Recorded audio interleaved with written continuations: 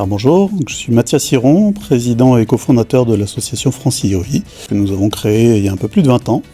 L'association France-IOI, c'est une association qui a pour objectif de créer et diffuser des contenus et des outils pour enseigner la programmation, l'algorithmique, la pensée informatique et l'intelligence artificielle. Et on le fait au travers de contenus en ligne pour progresser, sur francioi.org et des sites associés, mais aussi au travers de concours que l'on organise toute l'année, notamment le concours Castor Informatique, qui est ouvert du CM1 à la terminale et qui touche environ 700 000 élèves par an, puis le concours de programmation Algorea, et enfin les Olympiades d'informatique, à la fois Olympiades françaises d'informatique et les Olympiades françaises d'IA, qui, on sélectionne les meilleurs collégiennes, lycéens, lycéennes en France, dans le domaine de la programmation algorithmique et dans le domaine de l'IA pour les Olympiades d'IA, pour ensuite sélectionner des équipes de France pour des Olympiades internationales diverses, donc en informatique et en intelligence artificielle. Puis on a une collaboration assez régulière et étroite avec EPITA depuis la création de France-IOI, donc notamment EPITA qui soutient les Olympiades françaises d'informatique.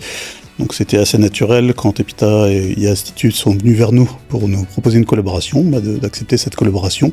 pour tester et améliorer nos contenus d'initiation à l'IA. L'idée du challenge, ça se concentre autour de l'IA générative, c'est-à-dire utiliser de l'IA pour créer et imaginer des projets. Donc ça concerne à la fois l'IA générative de code, donc ce qu'on appelle le vibe coding, où on code sans même regarder le code, on explique simplement à l'IA le produit qu'on veut obtenir, et puis on donne du feedback, des retours sur qu'est-ce qu'il faut améliorer pour améliorer petit à petit son application. Donc là, l'idée, c'est de créer des applications en communiquant avec une IA, donc en essayant d'exprimer clairement son intention. Et ensuite, il y a une partie IA générative d'images, où là, l'objectif est de créer une affiche. Et de la même manière, il s'agit de décrire précisément son intention pour obtenir le résultat que l'on souhaite. L'IA, en particulier ces toutes dernières années, prend une place énorme dans notre société. Les métiers changent. Mon propre métier change très significativement, où je suis ingénieur, développeur et je crée aussi des contenus d'enseignement. On utilise de l'IA tous les jours et du coup c'est important, comme ça va faire partie intégrante de nombreuses carrières, c'est important d'apprendre à l'utiliser tôt pour apprendre des techniques, s'habituer, comprendre et puis aussi la voir évoluer parce que ça va évoluer très rapidement